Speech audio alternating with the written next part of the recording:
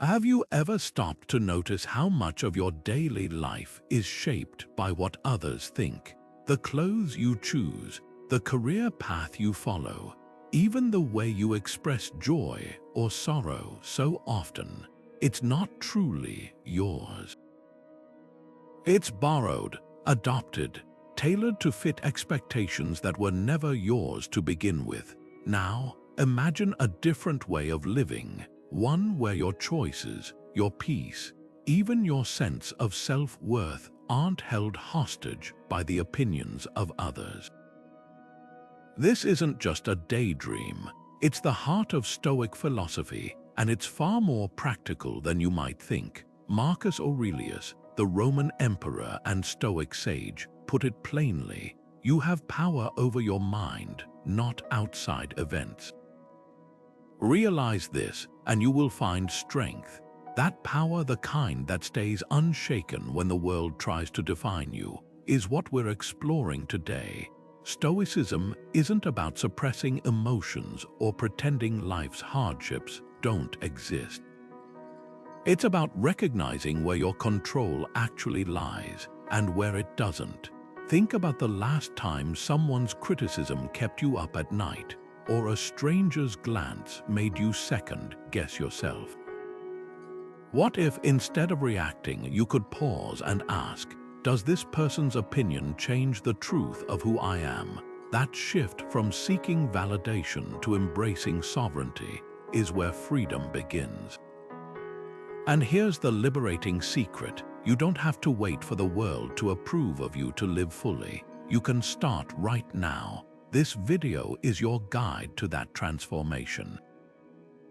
We'll uncover how to cultivate unshakable self-awareness, detach from the noise of external judgments, and build resilience that doesn't crumble under scrutiny. These aren't abstract ideals, they're tools. Tools forged in the fires of ancient wisdom, tested by time, and waiting for you to wield them. Because the art of inner freedom isn't about escaping the world, it's about moving through it with a quiet confidence that no opinion can erase. Ready to begin? Let's dive in. Why do we care so much about what others think? It's a question that cuts to the core of our discomfort. The truth is, we're wired for connection. Our brains treat social acceptance like survival. But Stoicism reveals a crucial blind spot. We confuse influence with control. You can't dictate how others perceive you, any more than you can control the weather. What you can govern is your reaction, your judgment, your choices, your values. Epictetus, the former slave-turned-philosopher, called this our inner citadel, an unassailable fortress of mind. Picture a castle with thick walls. Outside, storms rage, opinions, gossip, praise, blame. Inside, silence, sovereignty, the choice to say, "This doesn't define me." Take social media. Scrolling through curated highlight reels triggers that gnawing question: am I enough? But here's the Stoic reframe: those likes and follows, they're external impressions, as fleeting as footprints in sand. The real measure of worth isn't out there, it's in the integrity of your actions. Or consider workplace criticism. A colleague's harsh feedback might sting, but does their assessment alter your capability? No. What matters is how you use it or discard it without handing over your self-esteem. Try this. Grab a sheet of paper, draw 2 columns, label one, mine, your effort, your honesty, your growth. Label the other, not mine, others' approval, comparisons, trends. Now fill them in. That blank page becomes a mirror, reflecting where you've misplaced your energy. Because every time you outsource your worth, you surrender a piece of that inner citadel. The Stoics knew this. Freedom isn't the absence of judgment. It's the quiet certainty that no judgment holds power unless you grant it. Seneca once observed that when someone hurls criticism your way, it's like holding up a mirror, but the reflection you see isn't yours. It's theirs. Every judgment, every label, every piece of unsolicited advice reveals more about the person speaking than the person they're speaking about. Think about that for a moment. When someone calls you too sensitive, what they're really saying is, "I'm uncomfortable with vulnerability." When they dismiss your ambitions as unrealistic, they're confessing their own fears of failure. This is the Stoic's secret weapon, recognizing that opinions are projections, not facts. Now, contrast this with how society defines worth. We're handed labels like successful if we meet certain benchmarks, a title, a salary, a lifestyle. But Stoicism measures something far deeper: virtue, integrity, courage, the kind of excellence no job or bank account can guarantee. Imagine two people. One climbs the corporate ladder by stepping on others. The other serves humbly but with unwavering principle. Who's truly successful? Society might applaud the first. Stoicism would honor the second. Take cancel culture as a modern example. One misstep, real or perceived, can trigger a whirlwind of outrage. But here's the question: does the volume of disapproval make it true? Or is it just a chorus of individual biases amplified? The Stoic response isn't to dismiss feedback outright, but to sift it with discernment. Ask yourself, is this criticism rooted in truth, or is it noise? If there's growth to be found, take it. If not, let it pass like clouds, present, but powerless unless you fixate on them. So whose disapproval stings you the most? A parent's, a mentor's, strangers online? Dig into that reaction. Often, the pain points to where we've tied our worth to external validation. But here's the twist: when you stop conflating opinions with reality, you reclaim something precious, the right to define yourself, not by the mirrors others hold up, but by the light you choose to carry. Here's something radical. What if the very things you resent, the criticism, the setbacks, even the so-called unfair opinions, could become your greatest source of strength? That's the essence of Amor Fati, the Stoic practice of loving one's fate. But don't mistake this for passive resignation. It's rebellion, a quiet, unshakable defiance against a world that insists you should be disappointed, outraged, or diminished by life's twists. Nietzsche, who admired the Stoics, called it the formula for human greatness: not just enduring what happens, but embracing it as necessary fuel for your growth. Think of Cato the Younger, the Roman senator who faced exile, political betrayal, and ultimately death by his own hand rather than submit to tyranny. His adversaries saw his stubbornness as a weakness, but to Cato, every obstacle was an invitation to prove his integrity. When Julius Caesar mocked him in public, Cato didn't bristle or plead for fairness. He leaned into the humiliation, wearing his rumpled toga like a badge of honor. Why? Because he understood a truth that still applies today. Society's expectations are just noise unless you amplify them. Now apply this to your life. That time a boss dismissed your idea as naive, or a relative scoffed at your unconventional path. What if you stopped seeing those moments as wounds and started treating them as tests? Not of your worth, but of your resolve. The world will always have opinions about how you should live. Play it safe, follow the script, apologize for taking up space. Amor Fati whispers back, "No, I'll love my path instead, even the messy parts." Try this exercise. Grab a notebook and write down one opinion that still needles you. Maybe it's "you're not disciplined enough," or "you'll never succeed at that." Now rewrite it as if it's a gift. For example, "This criticism reminds me to focus on my own standards, not theirs." That shift from resistance to acceptance doesn't mean agreeing with the opinion. It means robbing it of its power to derail you, because when you stop fighting reality, you free up energy to build something better. This is where Stoicism and Nietzsche collide in brilliance. Both remind us the universe owes you nothing, but it offers everything. if you're willing to see adversity as raw material.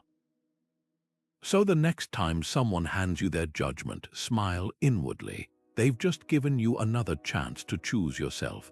Imagine your mind as a courtroom. Every opinion, every piece of criticism that comes your way is like a witness taking the stand, but here's the twist: you are the judge. The Stoics called this the discipline of assent, the practice of pausing before letting external judgments become your truth. Marcus Aurelius, the philosopher-emperor, perfected this. His journals are filled with questions like, is this thought useful? Is it kind? Is it mine? He didn't just swallow impressions whole, he chewed on them first. This isn't ancient history, it's a habit you can borrow today. Think of the last time someone made a snap judgment about you. Maybe it was a coworker's offhand comment or a relative's unsolicited advice. Instead of letting it take root, what if you hit pause? Picture a literal button in your mind. When judgment comes, press it. That split-second gap is where your power lies. In that space, ask, does this align with my values, or is it just someone else's noise? Modern mindfulness practices echo this. Therapists teach clients to observe thoughts like clouds passing, present, but not permanent. The Stoics went further. They didn't just notice thoughts, they interrogated them. Suppose a friend says, "You're too quiet in meetings." Before internalizing it as failure, dissect it. Is quietness inherently bad, or is it their bias toward extroversion speaking? Maybe your silence is deliberate, a choice to listen deeply before contributing. Try this tonight. Grab your phone's notes app or a notebook. Write down one opinion you've recently absorbed. Then channel Marcus Aurelius, cross-examine it. What evidence supports this? Who benefits if I believe it? Does it help me grow or just shrink my confidence? This isn't about dismissing feedback, it's about reclaiming your right to decide what deserves a place in your mind, because every opinion is an offering, not a mandate. You get to choose which ones stay at the table. The discipline of assent isn't about building walls, it's about installing filters. Imagine a colander in your mind. Pour in the judgments, let the useless bits drain away, keeping only what nourishes your growth. That's the Stoic secret. Freedom isn't ignoring the world. It's engaging with it on your terms. There's a moment in Zeno's life that changes everything: a shipwreck. Not just any shipwreck, but one that strips him of every material possession he's ever valued. Picture it, a wealthy merchant, his entire fortune lost at sea, left with nothing but the clothes on his back. Most would see tragedy. Zeno saw liberation. That moment became the birthplace of Stoicism, not because suffering is noble, but because it forced him to ask, what's left when everything external is gone? The answer was arete excellence of character, the kind no storm can wash away. Fast forward to today. We live in a world obsessed with prestige, titles on LinkedIn, followers on Instagram, the relentless chase of "look at me" milestones. But here's the paradox: the more we perform for applause, the emptier the applause feels. Performance culture tricks us into conflating visibility with value. Think about it. How many hours have you spent crafting an image rather than a life, polishing your persona instead of your principles? The Stoics would call this vanity, not virtue. Because while prestige is about being seen as good, arete is about being good even in the dark, even when no one's watching. Consider two people. One spends years climbing a corporate ladder, collecting accolades but compromising integrity at every rung. The other works quietly, mastering their craft with no audience, no fanfare. Who's truly excellent? Society might crown the first, Stoicism would honor the second. Not because achievement is meaningless, but because it's hollow without character as its foundation. This isn't about rejecting success, it's about redefining it. Take Seneca's warning, Wild animals run from the dangers they actually see, and once they have escaped, they worry no more.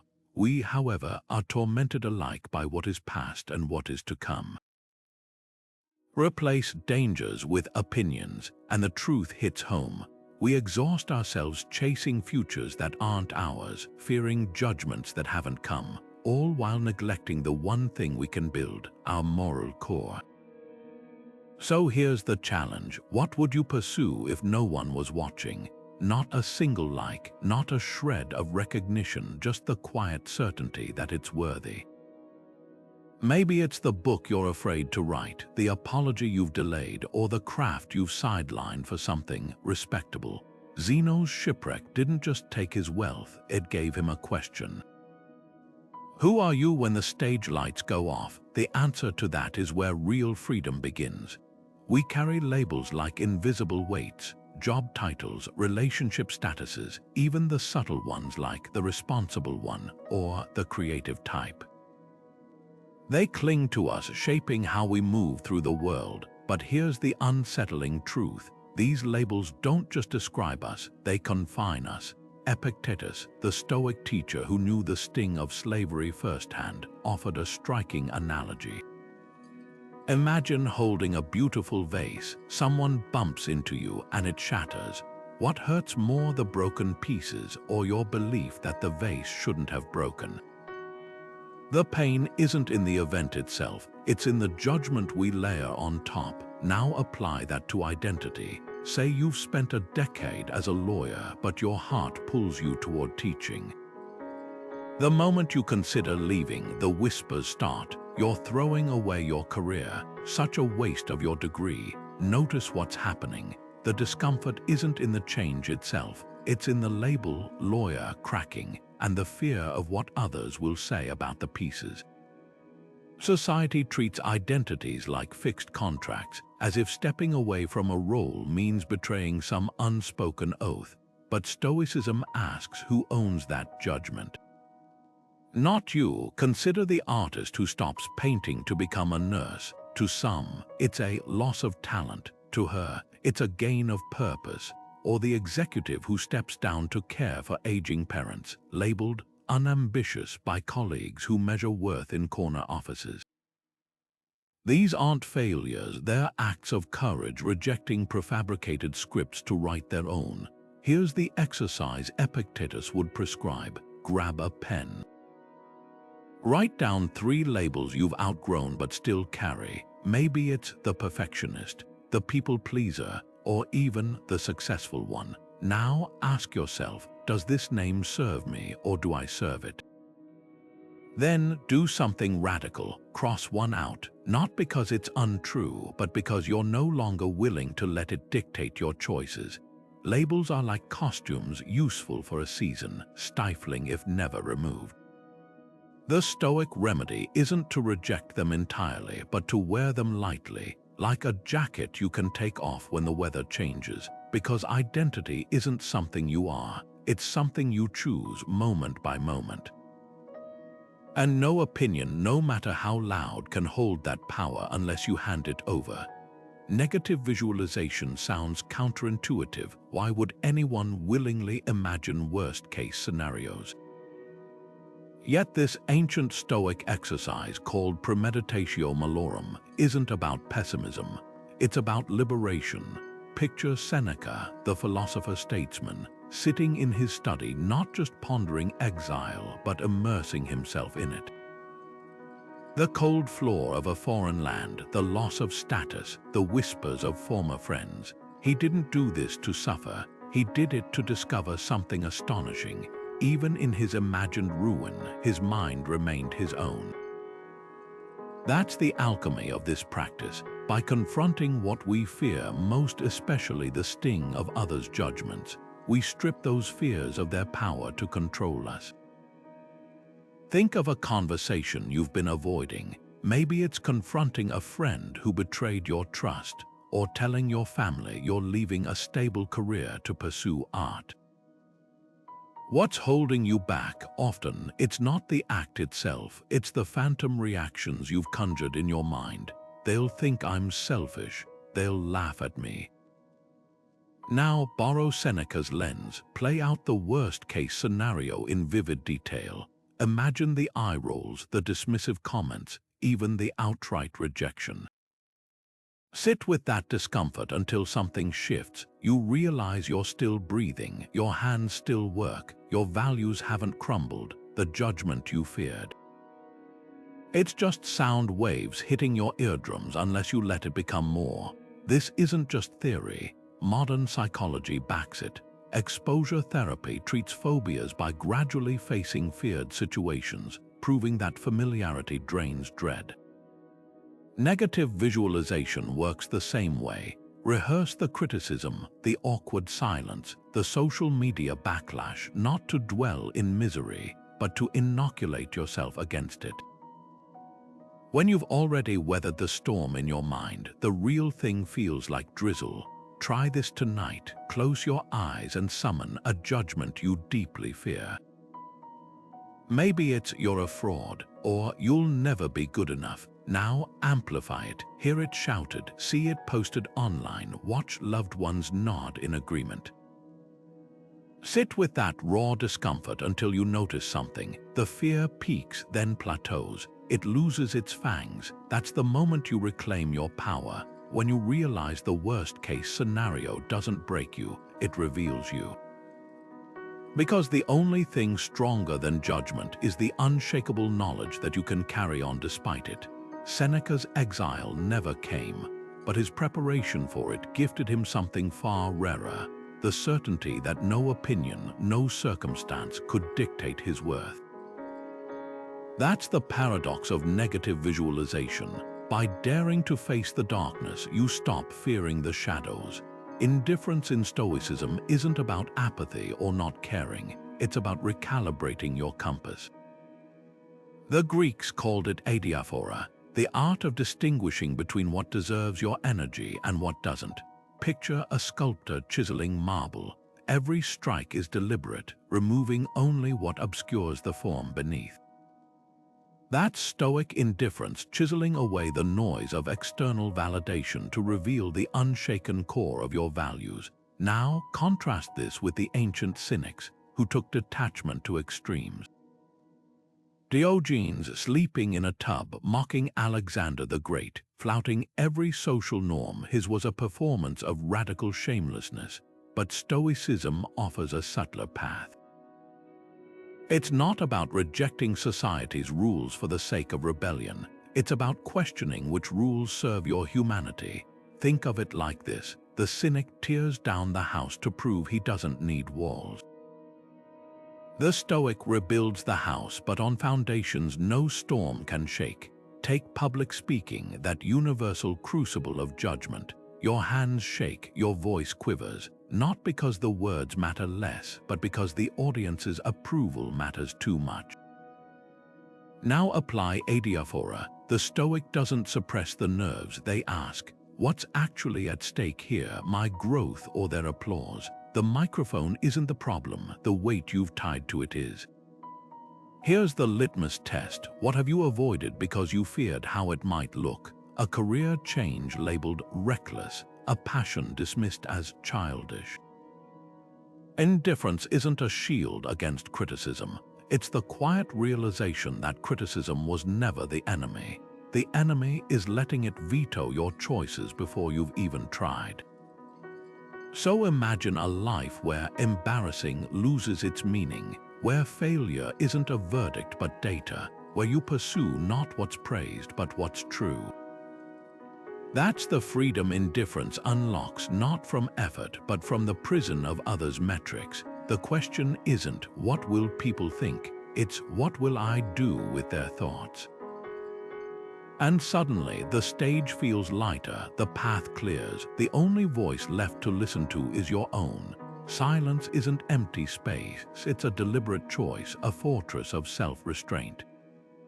Marcus Aurelius scribbled in his journals, "Waste no more time arguing what a good man should be one."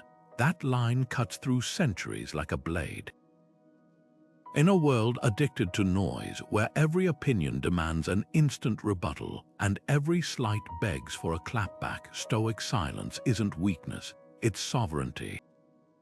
Picture two chess players. One frantically moves pieces, the other watches, waits, and wins with stillness. That's the power of holding your words, not because you have nothing to say, but because you refuse to let others dictate when you speak. Now zoom into modern outrage cycles. Social media thrives on heat, not light. Someone misquotes you, and the crowd gathers, hungry for your reaction. The trap, defending yourself on their terms. The Stoic escape, silence, not the kind that shrinks, but the kind that towers. When you withhold your energy from petty battles, you reclaim it for what matters. Think of the last viral controversy. How many participants emerged wiser versus wearier? The outrage machine feeds on engagement. Starve it with stillness. Here's the irony. Silence often speaks louder than words. Take the artist who never responds to critics yet keeps creating, or the leader who lets gossip die unnamed. Their restraint isn't avoidance, it's alchemy turning noise into irrelevance. Marcus knew this. As emperor, he faced endless plots and slander. His response: fewer edicts, more bridges built, less proving, more doing. Your challenge is simple but radical. Next time you feel that itch to correct, explain, or justify, pause. Not for their sake, but yours. Watch the urge rise like a wave, then let it pass without action. That moment of hesitation, that's where freedom lies. Because every time you choose not to react, you weaken the chain linking your worth to others' approval. Try this experiment for one day. Track how often you speak to manage perceptions. The casual humble brag, the defensive footnote, the unnecessary actually. Then practice erasure. Say less, mean more. Let your actions accumulate like quiet thunder. The Stoics didn't preach silence to mute you. They offered it as a tool to unmute your truth. After all, the loudest statements aren't made with words. They're made by the life you build untouched by others' noise. Stand on a mountaintop at dawn and watch the world wake beneath you. The cars crawling like ants, the buildings reduced to tiny blocks. This is the Stoic's secret weapon, perspective.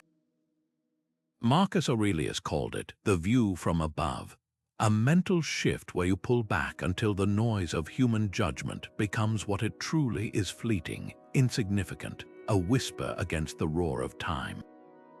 Picture your harshest critic. Now zoom out further. See them as a flicker in the vast timeline of history, their words dissolving like smoke. That colleague who undermines you.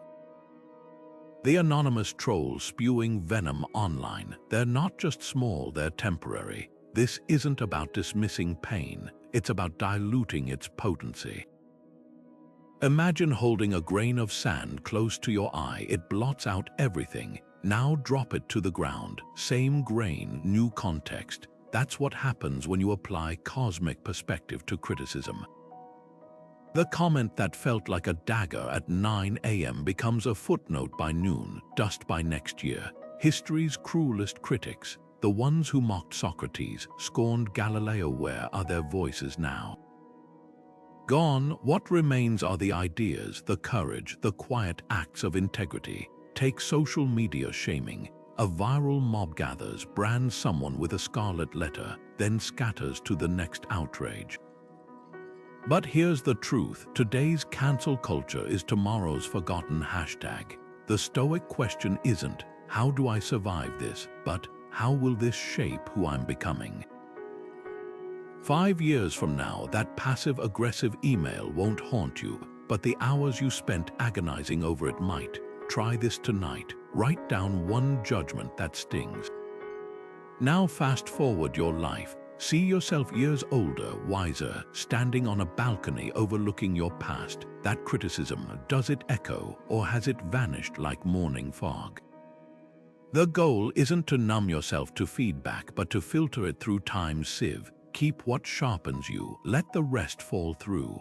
Marcus kept a skull on his desk as a memento mori, a reminder of mortality.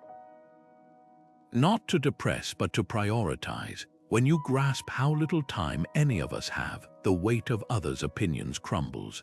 The view from above doesn't make life's battles meaningless. It reveals which ones are worth your breath.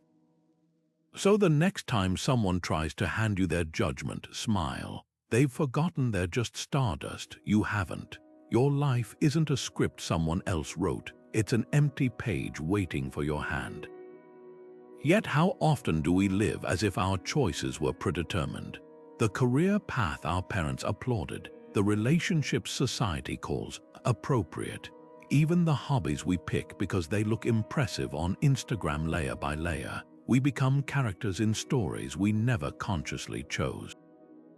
Stoicism offers a remedy, self-authoring through journaling. Not the kind of journaling that just recounts your day, but the kind that excavates your deepest assumptions and asks, is this truly mine? Take the ancient practice of prosoch, the Stoic art of self-awareness. Each night, Epictetus urged his students to interrogate their actions.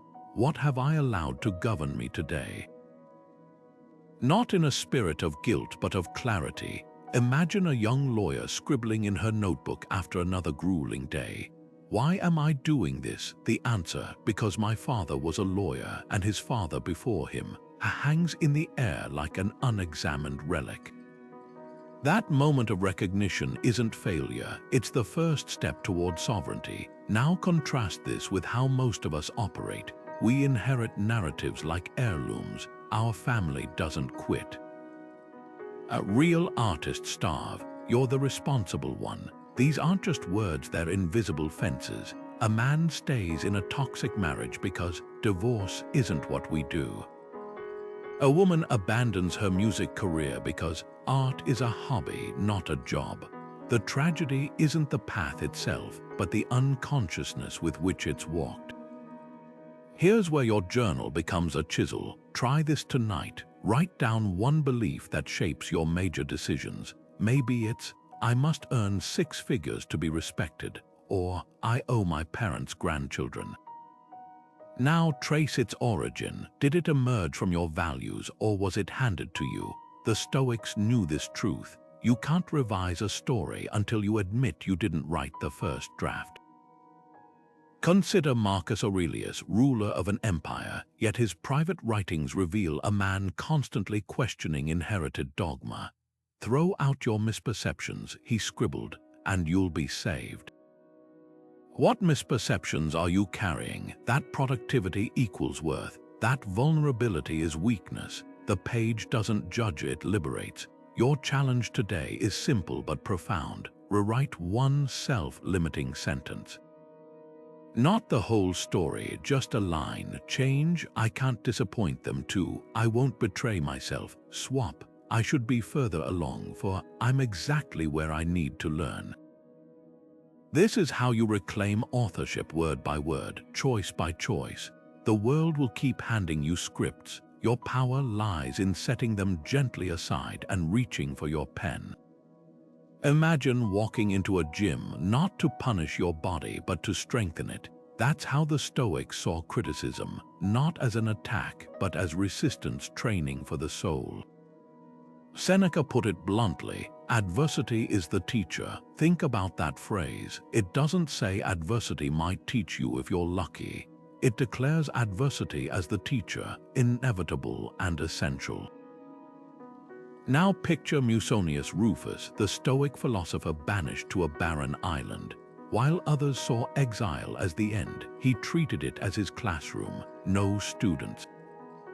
He taught the fishermen, no books, he wrote lessons in the sand. His hardship didn't diminish him, it distilled him. This mindset flips criticism on its head. Instead of asking, why are they targeting me? The Stoic asks, what can this reveal? Take a modern workplace example. A manager tears apart your proposal in front of colleagues.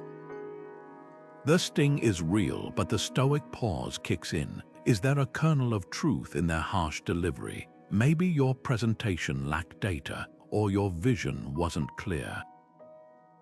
Extract that, the rest, the tone, the ego, the power play, let it fall away like weights after a workout. Here's where it gets radical. Role play thanking your critic.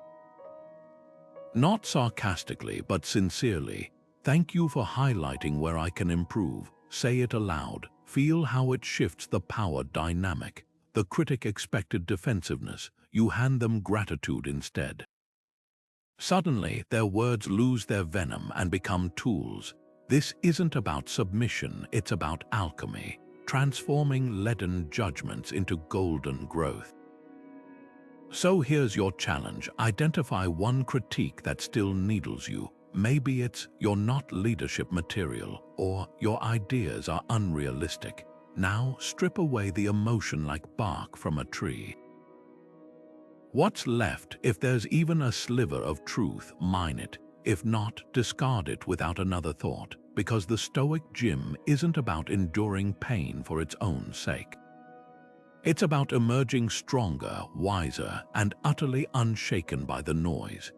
There's a story about Diogenes, the philosopher who carried a lamp in broad daylight, peering into faces as he wandered the marketplace.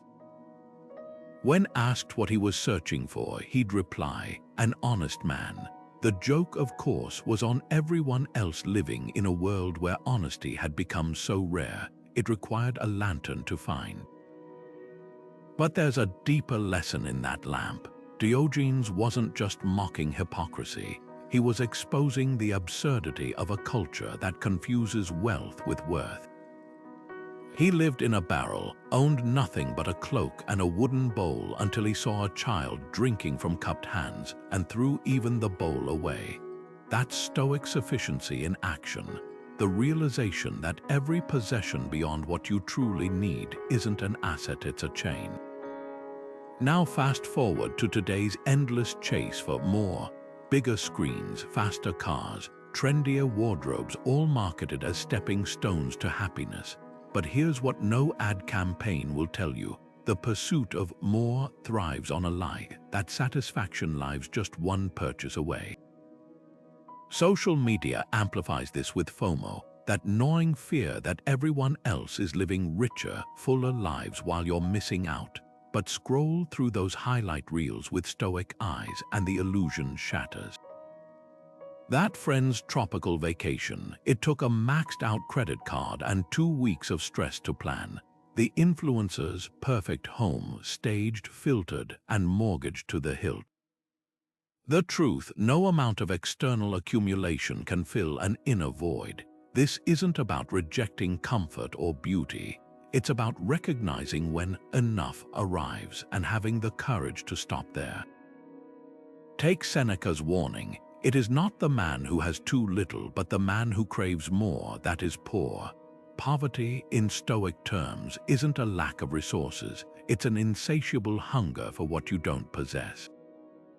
Picture two people. One earns $50,000 a year, sleeps soundly, and finds joy in simple pleasures.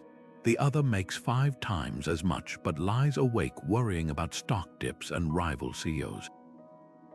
Who's truly wealthy? Your challenge is to identify where enough could liberate you. Maybe it's the inbox you compulsively check after hours, or the gym routine you follow not for health but for Instagram validation. Grab a sheet of paper and draw a line down the center. On one side, list what you genuinely need, not just to survive, but to thrive. On the other, jot down what you pursue out of habit, fear, or societal pressure. That second column, those are the bars of a cage you've built yourself. Diogenes' lamp still shines today, not as a relic, but as a mirror. The next time you feel the pull of more, ask, is this serving my humanity or my ego? Because freedom isn't found in accumulation, it's discovered in the audacity to say, I have what I need, and suddenly the race slows, the noise fades. And for the first time, you hear the sound of your own life, uncluttered by the weight of endless want. Consider your mind like a fortress, an ancient stronghold with towering walls and guarded gates. Epictetus envisioned this vividly when he spoke of our inner citadel, that sacred space where no external force can enter without permission. But here's the catch, we're often careless gatekeepers. We fling the doors wide open, allowing every passing opinion, every toxic headline, every envious scroll to march right in and occupy precious mental real estate. The Stoics knew this danger well. Their solution wasn't to hide from the world, but to choose with ruthless precision what deserved entry. Modern life bombards us with inputs designed to hijack attention.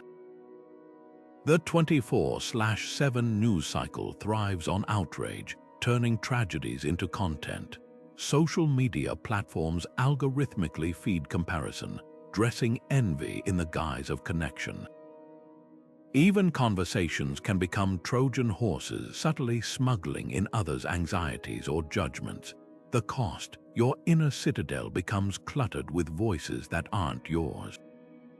Picture this: you wake up to a notification, a friend's tropical vacation photos. Suddenly, your cozy morning feels inadequate. That's not a feeling you chose, it's one you allowed in. The Stoic remedy starts with auditing your mental gates. Take inspiration from Seneca, who advised, avoid the many who weaken you. This isn't about isolation, it's about discernment. Begin with your digital diet. Scroll through your social feeds and ask, does this account inspire or inflame? That influencer who triggers your not enough spiral. Unfollow the news outlet that leaves you simmering with helpless anger. Mute. These aren't acts of avoidance, they're acts of curation. You're not hiding from reality, you're reclaiming sovereignty over what shapes your reality. Now, widen the lens to relationships. Some people drain energy like emotional vampires, disguising gossip as concern or cynicism as wisdom. Stoicism doesn't demand you cut them off, but it does ask you to armor your attention. When Aunt Linda launches into her annual lecture on your unstable career path, practice the discipline of assent. Hear her words, but don't internalize them as truth. Your inner citadel has drawbridges for a reason. You decide when to lower them. Here's your challenge this week. Pick one mental gate to reinforce. Maybe it's the last 15 minutes before bed, when doom scrolling hijacks your peace. Replace it with Marcus Aurelius journals or silence. Or perhaps it's that coworker who turns every lunch break into a complaint session. Redirect the conversation or your chair. Small edits to your inputs create seismic shifts in your inner world, because the fortress isn't just a metaphor, it's your daily practice, and its strength depends entirely on what you let past the gates. Humility in Stoicism isn't about shrinking yourself, it's about making yourself untouchable. Picture Cato, the Stoic senator, walking through Rome's crowded streets when a political rival spits in his face. The crowd gasps, waiting for the explosion of anger. Instead, Cato laughs, not a bitter chuckle but genuine amusement, as if he'd just witnessed the universe's most absurd joke. That moment captures Stoic humility in action, the refusal to let another person's venom become your poison. The insult didn't diminish Cato, it revealed the smallness of the person who hurled it. Now fast forward to today's culture of instant outrage. A tweet misquotes someone, and within hours, careers tremble. A stranger cuts us off in traffic, and we fume for miles. Social media turns petty slights into public spectacles, with entire identities built around being wronged. But here's the irony: the more we armor ourselves against disrespect, the more power we give it. Fragility masquerades as strength, while true resilience, the kind that laughs off pettiness, gets mistaken for weakness. The Stoic secret: humility isn't passive, it's a martial art. Imagine holding up a mirror to every insult. Someone calls you lazy. Instead of bristling, you ask, is there truth here? If yes, you've just been handed free feedback. If no, you've exposed their projection. Either way, you win. This isn't about tolerating abuse, it's about refusing to let others dictate your emotional weather. Think of a recent slight that stung. Maybe a coworker took credit for your idea, or a relative made a snide comment about your life choices. Now replay it with Cotto's humor. What if, instead of steeping in resentment, you treated it like bad comedy? Picture the insult as a poorly written punchline, delivered by a clown in oversized shoes. The absurdity disarms it. Here's the experiment. Next time someone aims an insult your way, practice the pause. Not the dramatic, deep breath kind, but the amused eyebrow raise. Let the silence stretch just long enough for them to realize their words have nowhere to land. Humility isn't about being a doormat, it's about being a trampoline. What others throw at you either bounces off or propels you higher. The world will always have people who mistake cruelty for cleverness. Stoicism offers a subversive alternative. Laugh when they expect tears. Stay calm when they crave chaos. Suddenly, their best shots feel like confetti, colorful, harmless, and utterly forgettable. Seneca's letters cut through the centuries with brutal clarity. Life is long if you know how to use it. But how many of us actually do? The average person spends roughly 5 years of their life worrying 5 years. And much of that anxiety is poured into fretting over opinions that won't matter next week, let alone a lifetime. Picture this: you're in a meeting and a colleague dismisses your idea with a smirk. The room moves on, but you don't. You replay the moment in your head all afternoon, crafting perfect comebacks that never get spoken. By sunset, you've burned hours of your irreplaceable life on an interaction that, in Seneca's words, deserves neither your time nor your heartbeat. Now zoom out further. Think of the energy spent agonizing over social media likes, family expectations, or the silent judgments of strangers. These aren't just moments lost, they're fragments of your one wild, precious life traded for illusions. Office politics offer a stark example. That passive-aggressive email chain, the rumor mill about who's getting promoted, none of it nourishes your soul or sharpens your character. It's mental junk food, consuming space without providing sustenance. Here's the Stoic arithmetic. Subtract the hours you've spent this month worrying about opinions that don't serve you. The result isn't just sobering, it's a wake-up call. Seneca observed that people are frugal with their money but reckless with their time. Yet time is the currency no wealth can replenish. Every minute spent obsessing over someone else's approval is a minute stolen from creating, loving, or simply being present in your own skin. So ask yourself this: what opinion no longer deserves your time? Is it your aunt's backhanded compliments about your life choices? The internet troll who mistakes cruelty for wit? That inner voice whispering you're not enough in someone else's accent, write it down, then do something radical. Give it an expiration date, not tomorrow, today. This isn't about dismissing feedback that helps you grow. It's about recognizing the difference between a mirror and a distorted funhouse reflection. Imagine standing at life's end, holding an hourglass, the sand at the bottom. Those are the moments you lived fully, the conversations that mattered, the risks that shaped you, the quiet mornings savored. The sand still falling, that's the time you have left. Now ask, how much of it will you let slip through your fingers? Grains wasted on opinions that crumble to dust the moment you stop giving them weight. Seneca's wisdom wasn't meant to guilt you. It's a torch. Hold it up to your days and watch what truly deserves to shine. There's a peculiar kind of freedom in being unseen. Marcus Aurelius wrote about it in his private journals: the joy of doing good without an audience, of cultivating virtues no one will applaud. He called it the hidden good life, and it stands in stark contrast to today's performative happiness, where every act of kindness, every moment of contentment feels incomplete until it's filtered, posted, and validated with likes. Think about the last time you scrolled through social media. How many of those smiling faces were documenting genuine joy, and how many were curating it for consumption? The difference matters because one nourishes the soul, the other drains it. Now imagine a different path. Picture planting a tree in a deserted park, knowing you'll never stroll past it again. Or leaving a generous tip for a harried waiter without sticking around for the gratitude. These are Stoic acts in their purest form, goodness divorced from recognition, integrity untouched by applause. They're antidotes to the modern obsession with personal branding, where even generosity becomes content. The ancient Stoics knew this. When you tie your worth to visibility, you hand over your peace to the crowd.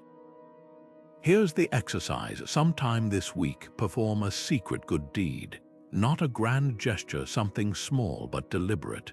Pay for the coffee of the person behind you in line and leave before they notice. Slide an encouraging note into a library book for the next reader to find. The rules are simple. No one can know it was you, and you can't revisit it for praise. Then sit with the quiet thrill of anonymity. Notice how it feels to be both the giver and the only witness. That's the hidden good life, not in the act itself, but in the private certainty that your kindness needs no stage. Contrast this with the influencer's dilemma, the constant pressure to turn life into a highlight reel. A sunrise isn't just beautiful, it's a backdrop for a post. A meal isn't savored, it's styled for the algorithm. Even charity becomes a performance, with donation receipts framed as humble brags. The Stoic would ask, where's the joy in that? When every experience is mediated through an audience, you're no longer living, you're auditioning. Marcus Aurelius ruled an empire, yet his greatest wisdom emerged in the quiet of his tent, scribbling notes to himself. No fanfare, no followers, just a man and his moral compass.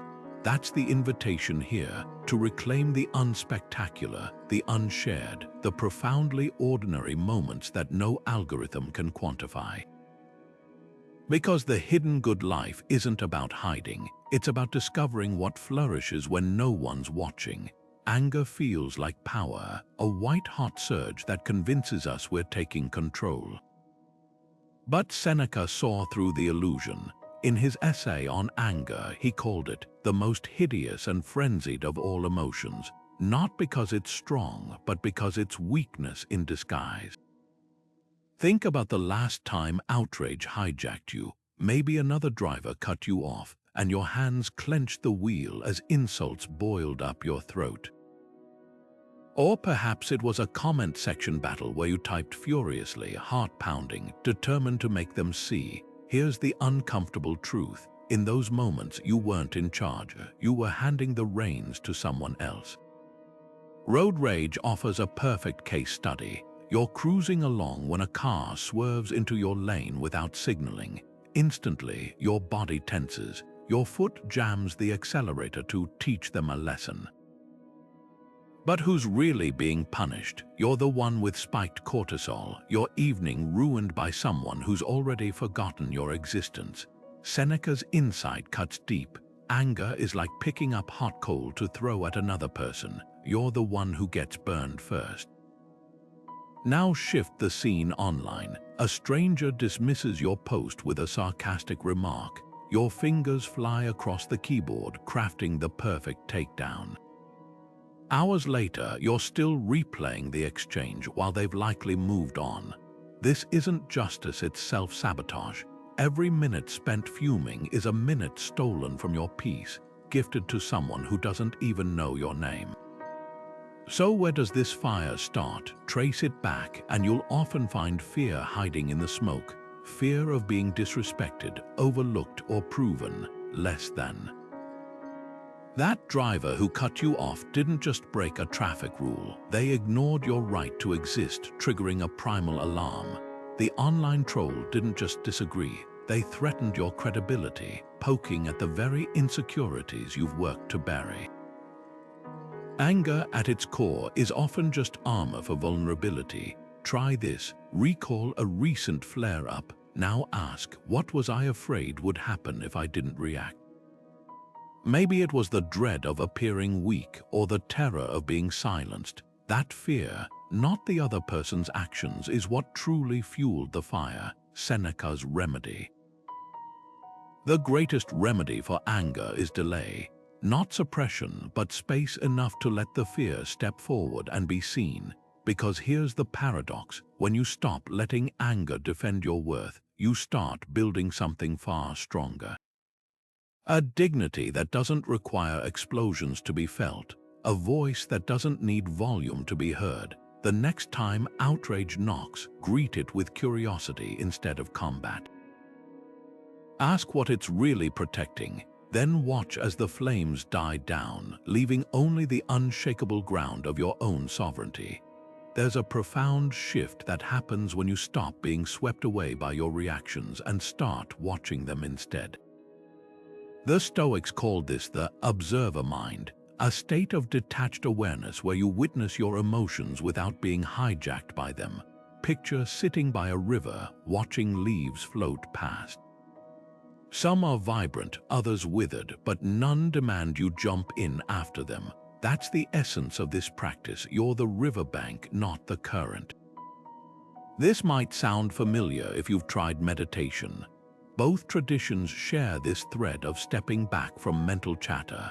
But where mindfulness often focuses on breath or stillness, Stoic observation zeroes in on judgment.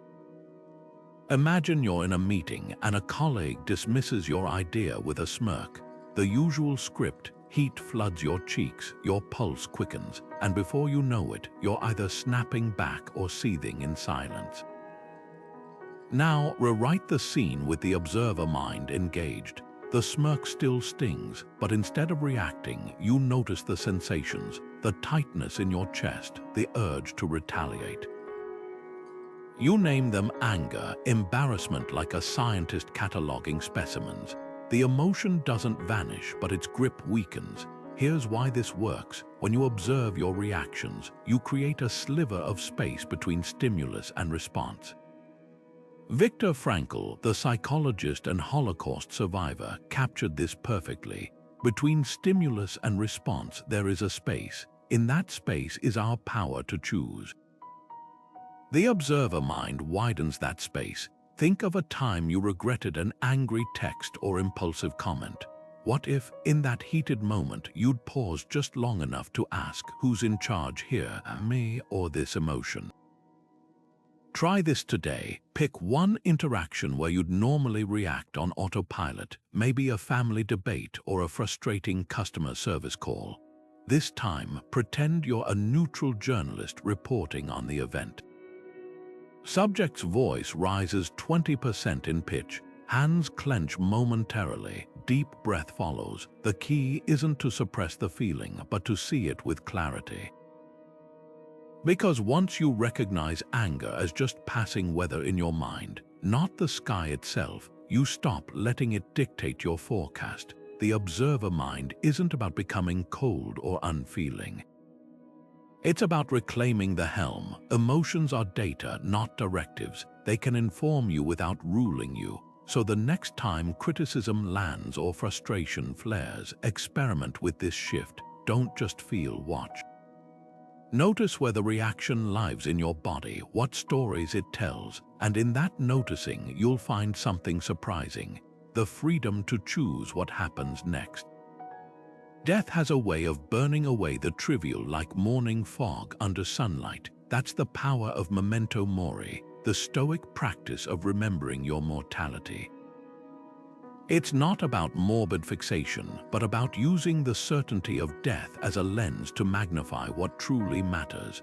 Picture this: you're on your deathbed, surrounded not by possessions or accolades, but by the weight of your choices. In that moment, does your coworker's snide remark from 5 years ago still sting? Does the embarrassment of tripping in front of strangers haunt you? Or does your mind settle on the love you gave, the courage you showed, the quiet moments of integrity no one witnessed? Hospice nurses who spend their days at life's threshold report a striking pattern in the regrets of the dying. Rarely do people wish they'd cared more about others' opinions. Instead, they mourn the times they silenced themselves to fit in, the dreams they abandoned for approval, the apologies they withheld to save face.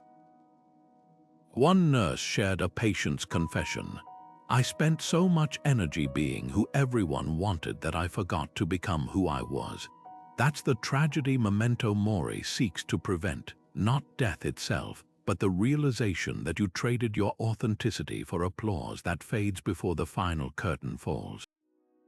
Now bring this into sharp focus with a challenge. Write your own eulogy, not the sanitized version that might appear in a newspaper, but the raw, honest account of how you lived. Start with the outer trappings, the job titles, the achievements society celebrates. Then peel back the layers to the core. What virtues defined you? Did you cultivate kindness when no one was watching? Did you stand by your principles when it cost you popularity? The gap between these two versions, the public and the private, is where Memento Mori does its work. Consider two men at a funeral. The first is praised for his wealth, his sharp wardrobe, his ability to command a room. The second is remembered for the patience he showed his children, the dignity he maintained during setbacks, the way he made strangers feel seen. Which legacy resonates deeper? The Stoics would argue that the second man didn't just live well, he died free, unshackled from the need for external validation. So here's your invitation: carry death as a silent advisor. The next time someone's judgment threatens to derail you, press pause and ask, if today were my last, would this alter how I want to be remembered? Not as a person who pleased everyone, but as someone who lived with unshakable allegiance to their truth. Because when you measure your choices against the backdrop of eternity, most opinions reveal their true size: small, fleeting, and utterly unworthy of your precious time. Socrates stood before the Athenian jury, accused of corrupting the youth with his unorthodox ideas. The verdict was death, yet his demeanor betrayed no fear, no plea for mercy. When offered the chance to propose an alternative punishment, he suggested free meals for life, a joke in the face of mortality. Here was a man who'd spent decades being called a gadfly, a nuisance, even a threat. Yet his final words weren't of regret or resentment, but a quiet reminder. The hour of departure has arrived, and we go our ways, I to die and you to live. Which is better, only the gods know. This wasn't defiance, it was transcendence. Socrates didn't just tolerate criticism, he welcomed it as proof he was doing something worth criticizing. Fast forward to today's celebrity culture, where entire careers are built on chasing approval. Instagram influencers edit their lives into flawless highlight reels, musicians lip sync for streams, and politicians shift platforms like weather vanes, all desperate to hold onto the fickle favor of the crowd. The contrast couldn't be starker. One era produced figures who stood firm when the crowd turned hostile. Ours manufactures personalities who change colors with every trend. The Stoic question isn't who's right, but what kind of spine do you want to build? Consider Epictetus, born a slave, crippled by a cruel master, yet rising to teach emperors. His classrooms weren't marble halls but the dusty streets of Nicopolis, where he'd challenge students. If someone speaks ill of you, let your life prove them wrong. No PR teams, no carefully crafted personas, just raw integrity. Or take Cato the Younger, whose reputation for honesty was so unshakable, even his political enemies trusted him with their money. When Julius Caesar offered him power in exchange for compromise, Cato walked away, knowing some prices are too high to pay, even for survival. Now, juxtapose this with modern fame. A pop star cancels a concert last minute because their rider wasn't perfect. A CEO backtracks on a pledge after Twitter backlash. These aren't judgments about right or wrong. They're illustrations of where we've learned to anchor our worth. The ancient Stoics built their identities on virtues that couldn't be revoked: courage, wisdom, justice. Today, we outsource our self-esteem to algorithms and focus groups, mistaking visibility for value. Your challenge is simple but profound. Identify your Stoic mentors, not just the famous names, but the people, real or historical, who embody unshakable sovereignty over their worth. Maybe it's your grandfather who weathered bankruptcy without bitterness, or a teacher who championed unpopular truths. Perhaps it's Marcus Aurelius writing his meditations in war camps, or Malala Yousafzai, shot for advocating education yet refusing silence. Whoever they are, study their rhythms. Notice how they responded when the world said no. Did they crumble or recalibrate? Because here's the secret: role models aren't just inspirations, they're mirrors. The qualities you admire in them are likely the ones waiting to be awakened in you. So when you face criticism, ask, what would Socrates do with this jury? How would Epictetus wear this insult? Their answers won't always be comfortable, but they'll always point north toward a life where your peace isn't held hostage by applause. The hunger for approval is a trap dressed as a ladder we climb, desperate for the next rung of praise, only to find the higher we go, the more precarious our footing becomes. Epictetus saw this clearly when he warned, "If you wish to be liked, prepare to be hated." At first glance, it sounds contradictory, but the truth is razor sharp. The more you contort yourself to please others, the more you invite disappointment. Because here's the paradox: people's opinions are fickle, shifting like desert sands, and the moment you fail to meet their ever-changing expectations, admiration curdles into disdain. Think of the people-pleaser's burnout, that soul-deep exhaustion familiar to anyone who's spent years saying yes when every cell screamed no.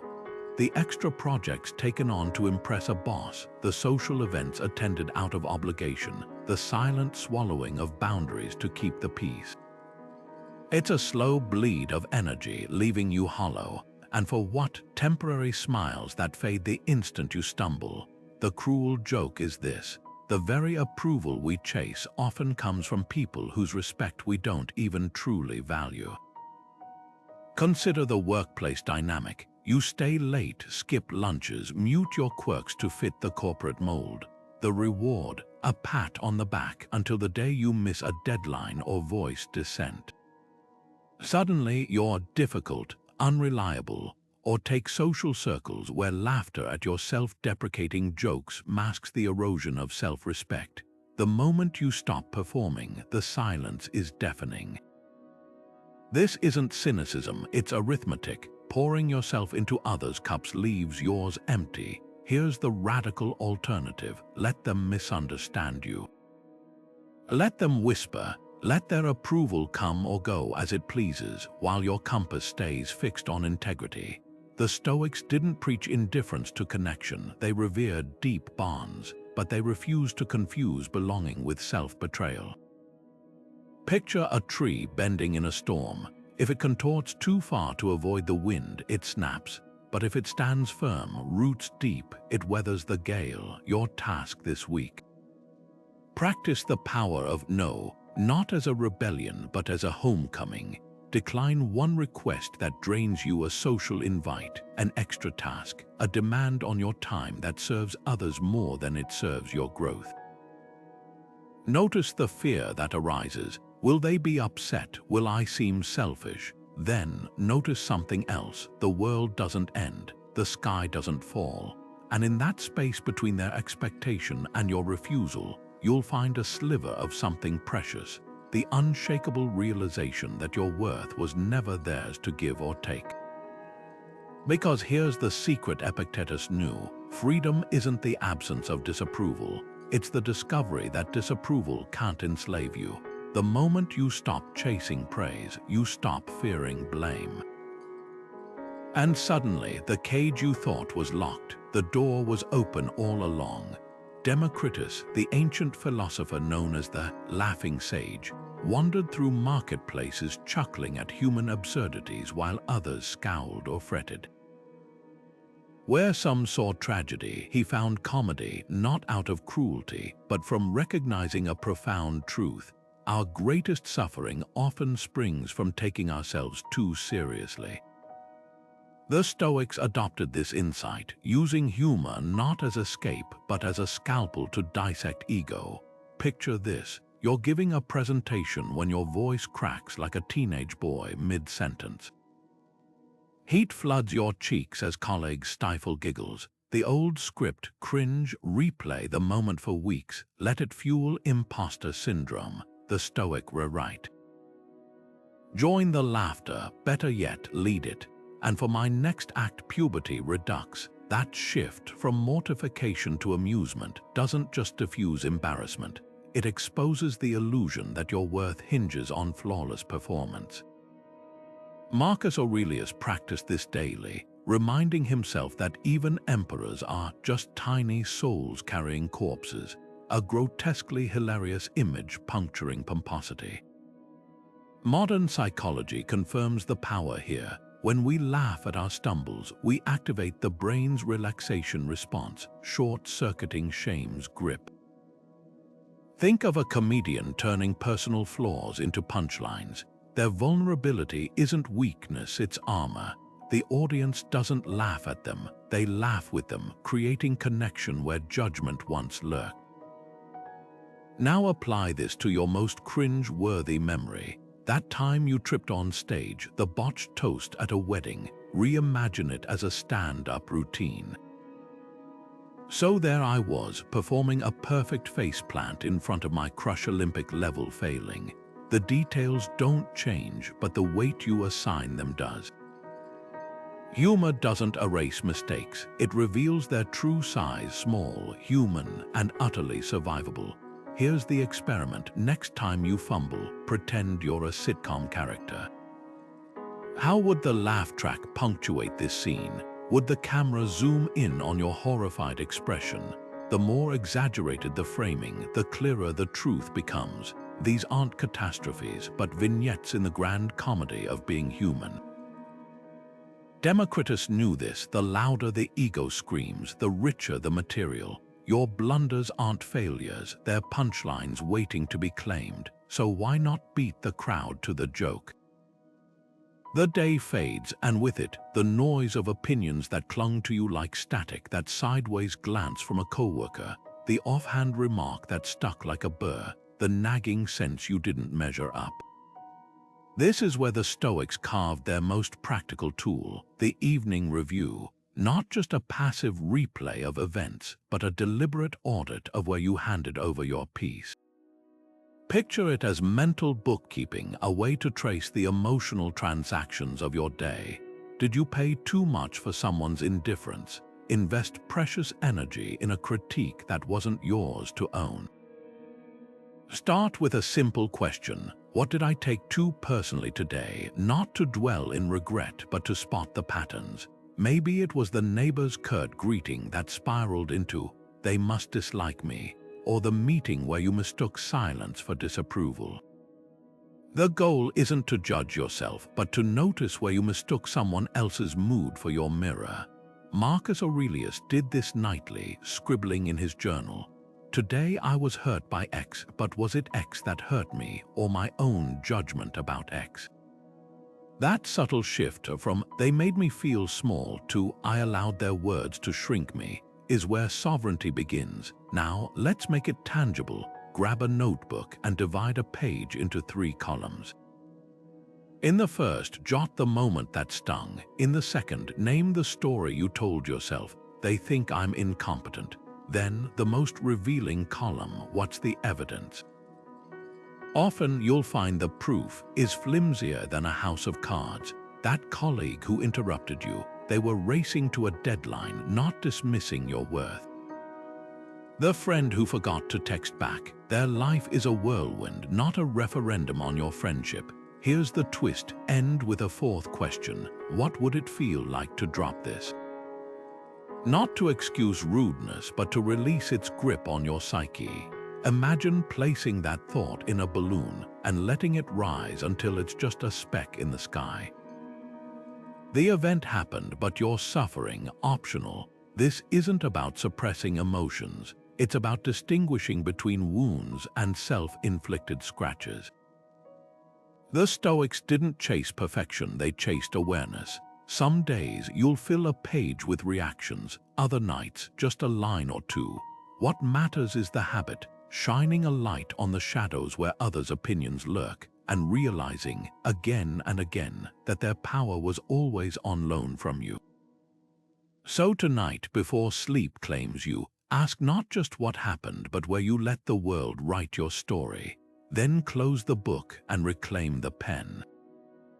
Marcus Aurelius woke each morning with a deliberate whisper, "Today I begin anew, not as emperor, not as a figure bound by yesterday's triumphs or failures, just as a soul granted another day to choose wisely." This radical reset wasn't poetic flourish, it was psychological alchemy. Imagine shedding the weight of past judgments like a snake shedding skin, leaving behind the scars of old criticisms and the brittle armor of former praise. Every sunrise became his blank slate. Now picture yourself after a public failure, a botched project, a rejected proposal, a relationship fractured by missteps. The human instinct is to carry that like a millstone. They'll always see me as the one who messed up. But what if you borrowed Marcus' lens? What if tomorrow you stepped into your workplace, your social circle, even your own mirror, not as the person who stumbled, but as someone unshackled from that narrative? The coworker who remembers your mistake, their opinion is yesterday's weather. The friend who still ties you to old patterns, that's their story, not yours. History offers striking examples. Take Thomas Edison's lab after it burned to the ground. There goes $2 million and 20 years of work. He reportedly joked the next morning. The flames hadn't just destroyed prototypes, they incinerated his reputation as an infallible genius. Yet within weeks, he'd secured new funding and rebuilt. Why? Because he refused to let the past or others' perceptions of it dictate his present. The fire became a footnote, not an epitaph. Here's the challenge: tomorrow, perform a symbolic ritual. Before breakfast, write down one judgment you're ready to release. Maybe, "I'm the forgetful one," or "I'll never be organized." Then light a match safely and watch the paper curl to ash. Or if fire isn't practical, tear it into confetti and toss it like New Year's Eve. The physical act matters. It signals to your brain that this label no longer owns you. But here's the twist: this isn't about erasing memory. It's about reclaiming authorship. Marcus didn't pretend his past didn't exist. He simply refused to let it autofill his future. That time you froze during a presentation, it happened. The difference lies in whether you let it become your defining trait or just one thread in a larger tapestry. The world will try to pigeonhole you, to say, "This is who you've always been." Your rebellion to wake each dawn and whisper, "Watch me become who I choose to be." Because reputations are just stories, and you hold the pen. We've traveled far together through the noise of others' judgments, the weight of inherited labels, the seductive trap of external validation. Now, standing at the end of this path, the view comes into focus. Inner freedom isn't a distant summit to conquer, but a trail we walk daily. Detachment isn't cold indifference. It's the art of holding opinions lightly, like sand that slips through open fingers. Self-authorship isn't rebellion for its own sake, but the quiet courage to edit your life's script when the old lines no longer fit, and impermanence. That's the liberating truth, that even the harshest criticism, the most piercing judgment, will one day dissolve like ink in rain. Think of these not as philosophical concepts, but as tools. A sculptor doesn't admire their chisel, they use it to reveal the form hidden in the marble. Your chisel is the pause between stimulus and response, the notebook where you reclaim your narrative, the laughter that deflates pomposity. Perfection was never the goal. Even Marcus Aurelius, the philosopher king, wrote reminders to himself about patience and temperance, proof that mastery is a practice, not a destination. Epictetus, the former slave whose words outlived empires, left us with this razor-sharp truth: no one can hurt you without your consent. Sit with that for a moment. The insult only lands if you catch it. The judgment only stings if you wear it. This isn't about blaming yourself for feeling pain. It's about recognizing where your power truly lies. Not in controlling others' tongues, but in choosing how long their words stay in your mind's guest room. As we close, I'd love to hear your stories of small liberations. The moment you stopped apologizing for taking up space, the day you realized someone's opinion had expired, the first time you chose your own applause over the crowd. Drop them in the comments. Let's build a mosaic of courage, because the most radical act isn't ignoring the world. It's moving through it with the unshakable knowledge that you, and only you, hold the keys to your worth. The path is yours now. Walk it lightly.